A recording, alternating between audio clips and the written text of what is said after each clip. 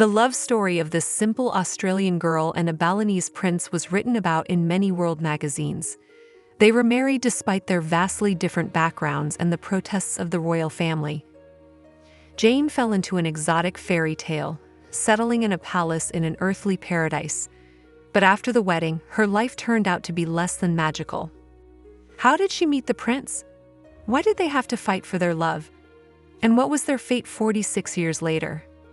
Watch the full video to find out. So, let's get started.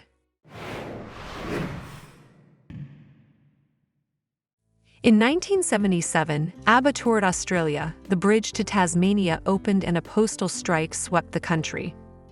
However, a young girl named Jane Gillespie from Sydney was not particularly interested in these events. She was more concerned with her upcoming vacation, for which she had been saving for a year. The Australian was 23 years old. After earning a degree in child psychology, she began working as a lowly kindergarten teacher. She always thought she would live a quiet life in her hometown of Sydney. And when Jane went on vacation to Bali with her mother, she had no idea that this trip would change everything. Today, this island is known as a fashionable resort. Half a century ago, tourism in Bali was underdeveloped, but every tourist was valued. Australian women settled in a hotel on the royal estate in Ubud. It belonged to one of the wives of Prince Angum, the son of the king at the time. The king's other son, Prince Raka Kurdiasa, liked to come here to meet foreign guests and tell them about Balinese life and culture. This is how the girl met a handsome man who was to change her whole life. They had a lot in common. It turned out that the prince was only a year older and was very familiar with Australia, having studied there. In addition, they both genuinely loved children. Raka ran a children's theater circle in the capital of the kingdom, Ubud. The prince invited Jane to several rehearsals of the children's theater and then volunteered to be the Australian's personal guide on the island. She did not perceive him as a prince. He was just an interesting and charismatic young man who showed her a side of life in Bali that she could not have seen while sunbathing on the beach. As you can imagine, romance blossomed between the two young people. It was so vivid that those 2 weeks in Bali made a lasting impression on Jane. When she returned to Australia, her quiet life no longer seemed ideal. The lovers exchanged touching letters, reminiscing about the time they had spent together. This went on for 6 months, and Jane couldn't stop thinking about how happy she was in Bali. So she made the bold decision to quit her job and head to a distant island to meet her destiny. The girl was not sure if her fleeting romance with the prince would continue. She decided to stay in Bali for 3 months and use the time to write a children's book. Upon hearing of her lover's return, the prince rushed to see her. As Jane herself later recalled, the moment they met, they realized they would never be parted again. Almost immediately, Raka made Jane an offer she happily accepted, but a tough test of strength lay ahead for the young people. The prince's relatives took a very negative view of his desire to marry a commoner. Jane did not match his status and was a foreigner. The king was against such a radical departure from centuries of tradition. He dissuaded his son in every way from an unequal marriage. The girl was even accused of fraud. Her passport was confiscated and a request was sent to Interpol for verification. Of course, nothing criminal was found on Jane's part, and the attempt to prevent the wedding was thwarted. In the end, the prince's relatives made concessions, but a sine qua non for the marriage was Jane's conversion to Hinduism. She adopted a new faith and changed her name. She was now called Zoroastri Kurdiasa, which means the perfect princess of the palace. Bali was a poor island, so the wedding was quite modest. Only the closest friends and relatives from both sides attended. According to local tradition, all gifts went to the husband's family, not to the newlyweds.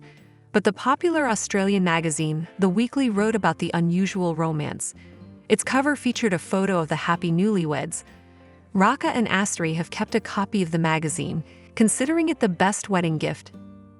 At a Balinese wedding, the ceremony of tooth filing is mandatory. According to local beliefs, without this ritual, a person could be mistaken for a demon after death and not be allowed into heaven.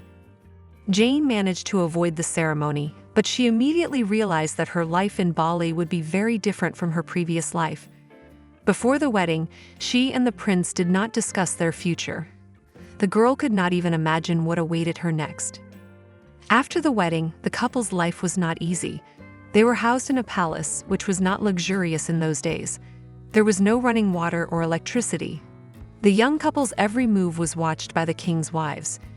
Jane was not allowed to leave the house without permission from her elders. Also, according to the religion, Prince Raka was allowed to have more than one wife. His father had 10 wives, and he was the youngest son of the 10th wife. But Jane was adamantly against it, saying that if he wanted another wife, he would have to divorce her first. After the birth of her first son, life in the palace became even more unbearable. Her mother-in-law slept in the next room and knocked on the door every time the baby cried. Jane often locked herself in her room and stayed there for long periods of time. The prince often had to apologize to his relatives for having a foreign wife. It was a difficult time for both of them as they learned about each other's culture. But at the palace, Jane quickly learned the local language. A year later, they moved into their own house without electricity or running water, just like everyone else. Raka and Jane wanted to have a large family, but they realized that it would be difficult for them to give their children a good education here, so they decided to move to Australia temporarily. Another son and later a daughter were born in Sydney. Here, the children graduated from high school and then from university. Prince Raka had to work as a gardener and waiter to pay the bills. He longed to return to Bali sooner rather than later. It wasn't until 2 decades later, when the children were grown, that the royal family returned home. Today, Prince Raka is the head of culture and religion in Ubud and actively fulfills his royal duties. They live in a renovated palace with their children and grandchildren. By the way, 40 years after their wedding, Jane had her teeth filed. The princess was afraid it would hurt, but it turned out to be a symbolic act, not an actual filing. The royal family owns the fashionable Warwick Hotel on the coast. Together with their son Chok Gus, they own one of the best restaurants on the island, called Bikku. Their son's love story, by the way, is very similar to that of his parents. Like his father, the young prince has chosen a girl of humble origins to marry. Unlike Jane, she is not an educator, but a famous actress in Indonesia named Happy Salma. There was also a social and religious gap between the young people. The rich actress paid for a lavish wedding for 2,500 guests. But were they able to keep their marriage alive despite the cultural and financial differences? Be sure to watch this love story on our channel. Perhaps that is human happiness, to live a full life and do what you love. Although Princess Asri herself believes that the most important thing in life is love, in her interviews, she emphasizes that she would love her husband no matter what his status. What do you think of this amazing love story? Write in the comments. Leave a like if you enjoyed the video and subscribe to our channel. Thanks for watching and see you soon.